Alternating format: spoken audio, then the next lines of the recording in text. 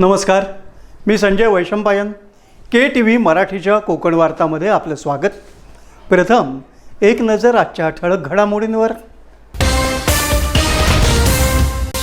रत्नागिरीतील भूस्खलनाचा कायमस्वरूपी बंदोबस्त करणार, तज्ज्ञांकडून सखोल सर्वेक्षण, निधीची कमतरता भासू देणार नाही, पालकमंत्री उदय सामंत यांची ग्वाही. राजापुरात मनसेला मोठं खिंडार, तालुकाध्यक्षांसह शेकडो कार्यकर्ते शिवसेनेत दाखल. फगर वठारमध्ये पुन्हा दरड कोसळली, रस्त्याचा मोठा भाग खचला, पालकमंत्री उदय सामंत यांची घटनास्थळी पाहणी, गणेशोत्सवापूर्वी काम पूर्ण करण्याचे निर्देश. खड्डे, उघड्या मॅनहोलमध्ये अपघात झाल्यास भरपाईची प्रक्रिया वेगवान, अपघातानंतर 7 दिवसात अहवाल देणं बंधनकारक, सार्वजनिक बांधकाम विभागाचं परिपत्रक जाहीर. आणि गणपतीपूर्वी मुंबई गोवा महामार्ग पूर्ण क्षमतेनं तयार, वाहतुकीसाठी रस्ता योग्य असल्याची पालकमंत्री उदय सामंत यांची माहिती. यानंतरच्या बातम्या अल्पशा विश्रांतीनंतर. समुंदर की गोद में पला है तू, अंगड़ाई लेते ही लहरें शुरू, आज यौवन की मस्ती छोड़, ले चलता हूं तुझे एक नए मोड़, आजा तुझे माँ पुकारे अब, छेड़ देते हैं बीच से कुछ शरारत हंसी, गले लगा ले उसे ए फकीर, इंतजार कर रहा है तेरा तो, चल दे देते हैं उसे फसल की खूबसूरती तो, आजा तुझे माँ पुकारे अब, मीलों आगे चलना है हमें, सिर्फ फसल नहीं तेरे स्पर्श की चाह में बैठे हैं शहरों में भी कहीं, उनके मुख पे भी लानी है मुस्कान, उन्हें भी देनी है एक नई पहचान, आजा तुझे माँ पुकारे अब. फिनोलेक्स पाइप्स पहुंचाए पानी को अपनी माँ के पास. आणि आता पाहूया सविस्तर वृत्तांत. जिल्ह्यात वारंवार घडणाऱ्या भूस्खलनाच्या घटनांवर कायमस्वरूपी उपाययोजना करण्यासाठी आता तज्ज्ञांच्या मदतीनं सखोल सर्वेक्षण करण्यात येणार आहे. या सर्वेक्षणासाठी आवश्यक निधी नियोजन मंडळातून उपलब्ध करून देण्याची तयारी असल्याची माहिती पालकमंत्री उदय सामंत यांनी दिली. नाही, याच्यामध्ये आपण निर्णय असा घेतला की जे डिपार्टमेंट कोल्हापूरला आहे त्यांच्यावर अवलंबून न राहता आउटसोर्स करून हे तज्ज्ञ नेमायचे. मी कालच जिल्हाधिकाऱ्यांशी बोललो.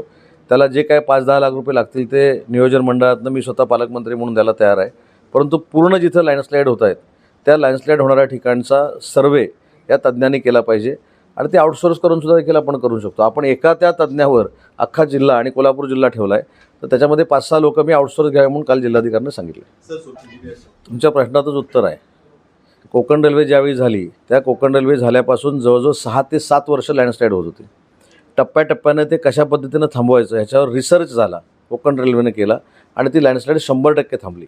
नाहीतर पूर्वी आपल्याला माहिती आहे करबुड्याच्या बोगद्यामध्ये जाताना पहिली 3 मिनिटे अगोदर गाडी थांबायची पाऊस सुरू झाल्यानंतर आणि मग तो क्लिअर आहे का बघून मग पलीकडे जायची.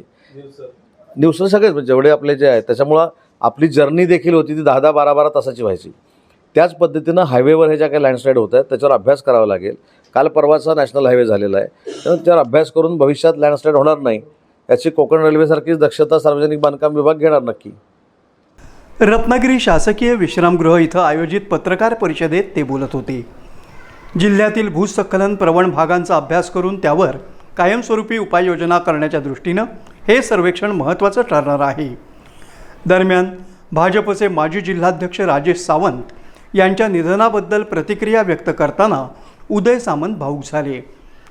राजेश सावंत यांच्या निधनानं त्यांच्या कुटुंबाचंच नव्हे तर आपल्या मित्रपरिवाराचंही मोठं नुकसान झाल्याचं त्यांनी सांगितलं.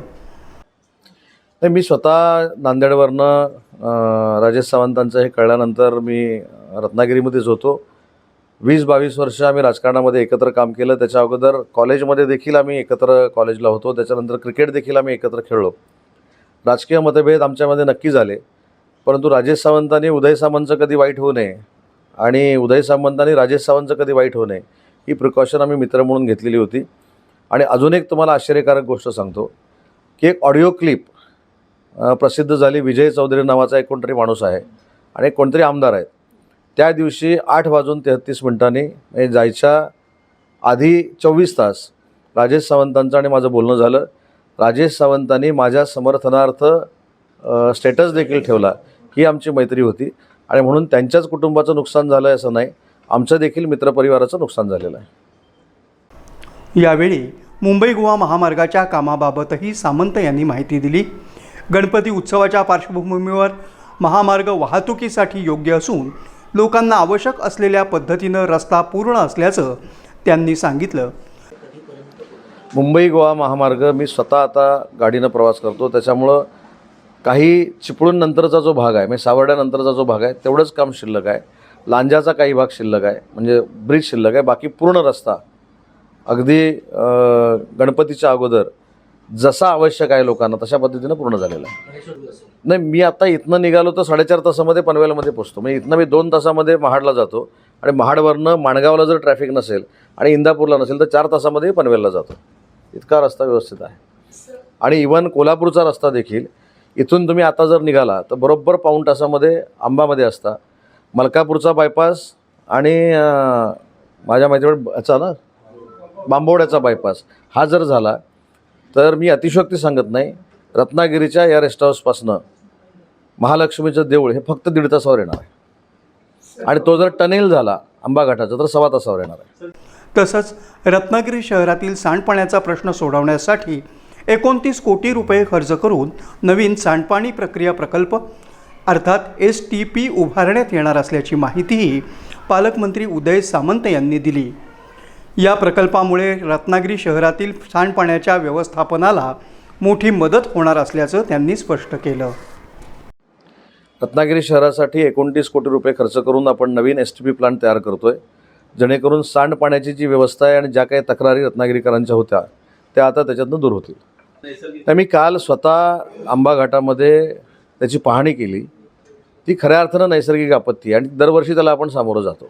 आता पण मी आता आमच्या लेले साहेबांनी TV9ला जे दाखवलं त्याच्यासाठी आता ह्याला जातो आहे आपल्या फगर वठारामध्ये जे खिंडार पडलेलं आहे त्याच्यामध्ये काय त्याला टेक्निकल आपण केलं पाहिजे म्हणजे तो व्यवस्थित रस्ता होईल. कारण मागच्या वर्षी देखील हीच तिथं परिस्थिती निर्माण झाली होती. त्यामुळे टेक्निकली ह्या गोष्टीचा अभ्यास केला पाहिजे. तसंच आंबा घाटाच्या एका बाजूचा जो अभ्यास आहे तो टेक्निकली केला पाहिजे, तो राजकीय करून उपयोगाचा नाही. महाराष्ट्र नवनिर्माण सेनेला राजापूर तालुक्यात मोठा धक्का बसला असून मनसेचे तालुका अध्यक्ष, उपतालुका अध्यक्ष, विविध पदाधिकारी तसंच शेकडो कार्यकर्त्यांनी आमदार किरण सामंत यांच्या उपस्थितीत शिवसेनेत जाहीर प्रवेश केला. या पक्षप्रवेशामुळे राजापूर तालुक्यात शिवसेनेची संघटनात्मक ताकद वाढल्याचं चित्र आहे.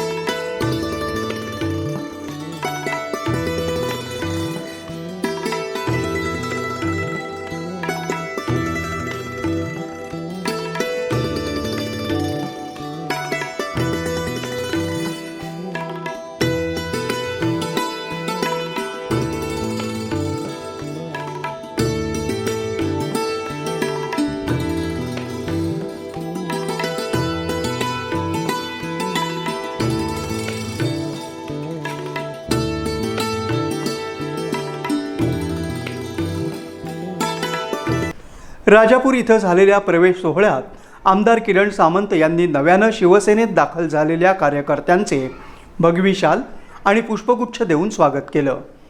विकास कामं, सर्वसामान्य नागरिकांशी थेट संवाद आणि स्थानिक प्रश्न सोडवण्यासाठी घेतली जाणारी भूमिका यामुळे प्रभावित होऊन शिवसेनेत प्रवेश केल्याचं या कार्यकर्त्यांनी सांगितलं. मनसेचे तालुका अध्यक्ष पंकज पंगेरकर, तालुका सचिव संजय जड्यार, उपतालुका अध्यक्ष जयेंद्र कोटारकर, माडबंद ग्रामपंचायत सदस्य गुरुप्रसाद गवाणकर, सागवे विभाग संघटक सादिक काझे, विभागाध्यक्ष सुरेंद्र मयेकर, उपविभागाध्यक्ष उमेश ढाले, सुनील आये, शाळा अध्यक्ष शंकर लांबे तसंच प्रसिद्धी प्रमुख मीडिया जयेश पडवळ यांच्यासह विविध पदाधिकाऱ्यांनी शिवसेनेत प्रवेश केला. आमदार किरण सामंत यांनी यावेळी बोलताना शिवसेना हा सर्वसामान्यांचा पक्ष असून विकास, जनसेवा आणि कार्यकर्त्यांचा सन्मान ही पक्षाची भूमिका असल्याचं सांगितलं. पक्षात प्रवेश करणाऱ्या प्रत्येक कार्यकर्त्याला योग्य सन्मान आणि न्याय दिला जाईल. राजापूर तालुक्याच्या सर्वांगीण विकासासाठी सर्वांनी एकत्रितपणे काम करण्याचं आवाहन त्यांनी केलं. या पक्षप्रवेशामुळे राजापूर तालुक्यातील आगामी राजकीय समीकरणांवर परिणाम होण्याची शक्यता व्यक्त होत असून शिवसेनेनं संघटनात्मक पातळीवर आपली ताकद वाढवल्याचं मानलं जात आहे. प्रवेश सोहळ्यात शिवसेनेचे पदाधिकारी, लोकप्रतिनिधी आणि विविध गावातील कार्यकर्ते मोठ्या संख्येनं उपस्थित होते. रस्त्यांवरील खड्डे तसेच उघड्या मॅनहोलमुळे होणाऱ्या अपघातांमध्ये नागरिकांना दिलासा देण्यासाठी राज्य सरकारनं महत्त्वाचं पाऊल उचललं आहे. अशा अपघातानंतर नुकसान भरपाईच्या प्रक्रियेला वेग देण्यासाठी सार्वजनिक बांधकाम विभागानं नवीन परिपत्रक जारी केलं आहे. त्यानुसार अपघाताची घटना घडल्यानंतर 7 दिवसांच्या आत सविस्तर अहवाल सादर करणं बंधनकारक करण्यात आलं आहे.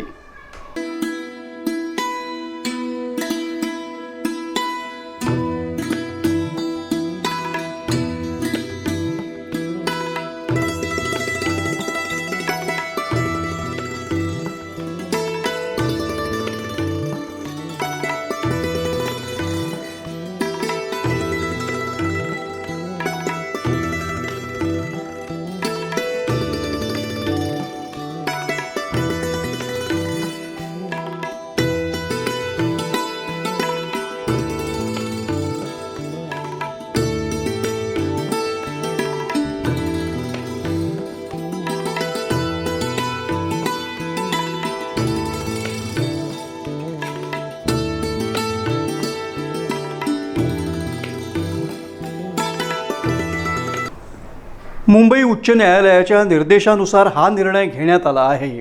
अपघाताची माहिती मिळाल्यानंतर संबंधित यंत्रणांनी तातडीनं चौकशी करून अहवाल सादर करणं अपेक्षित आहे. तसंच चौकशी मुख्य अभियंत्यांच्या स्तरावर केली जाणार आहे. अपघाताच्या प्रकरणात स्थानिक पातळीवर सुनावणी घेऊन संबंधित सर्व पक्षांचं म्हणणं ऐकून घेतलं जाणार आहे. आवश्यकतेनुसार जिल्हा विधी सेवा प्राधिकरणाची मदत घेण्याचीही तरतूद करण्यात आली आहे.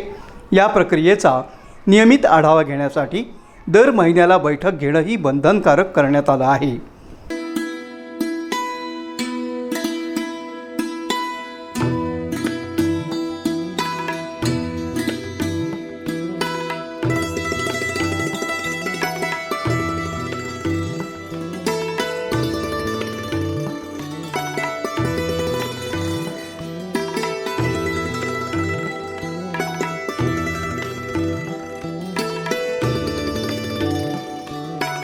रस्त्यांच्या देखभालीतील त्रुटींमुळे नागरिकांच्या जीवितास धोका निर्माण होऊ नये, तसंच अपघातग्रस्तांना नुकसान भरपाई मिळण्याची प्रक्रिया अधिक पारदर्शक आणि जलद व्हावी, हा या निर्णयामागील उद्देश आहे. यामुळे रस्ते देखभालीतील निष्काळजीपणाला आळा बसण्यास मदत होणार असून संबंधित कंत्राटदार आणि अधिकाऱ्यांची जबाबदारीही निश्चित होण्याची शक्यता आहे. रत्नागिरी शहरालगतच्या फगरवठार परिसरात पुन्हा एकदा दरड कोसळून रस्त्याचा मोठा भाग खचल्यानं गंभीर परिस्थिती निर्माण झाली आहे. या घटनेची माहिती मिळताच पालकमंत्री उदय सामंत यांनी घटनास्थळी भेट देऊन परिस्थितीची प्रत्यक्ष पाहणी केली.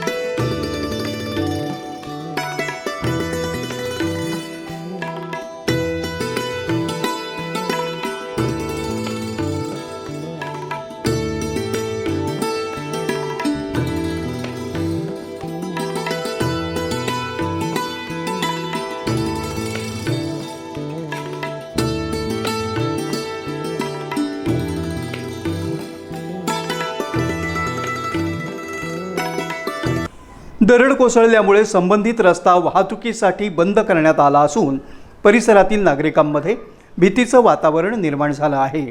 नागरिकांच्या सुरक्षिततेच्या दृष्टीनं तातडीनं आवश्यक त्या उपाययोजना करण्याच्या सूचना सामंत यांनी संबंधित यंत्रणांना दिल्या.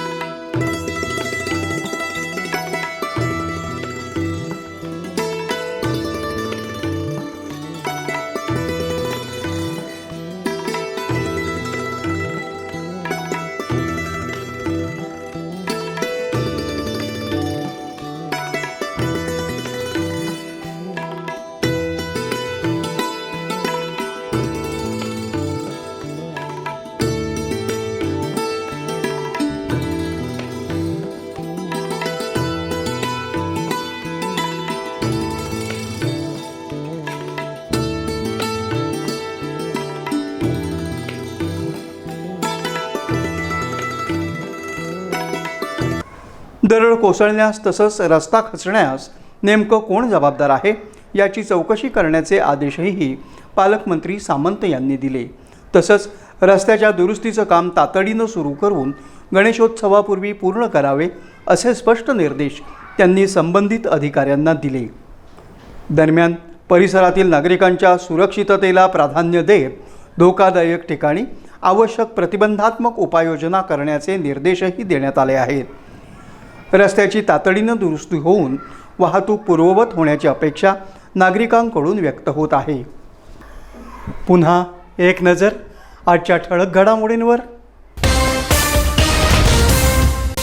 रत्नागिरीतील भूस्खलनाचा कायमस्वरूपी बंदोबस्त करणार, तज्ज्ञांकडून सखोल सर्वेक्षण, निधीची कमतरता भासू देणार नाही, पालकमंत्री उदय सामंत यांची ग्वाही.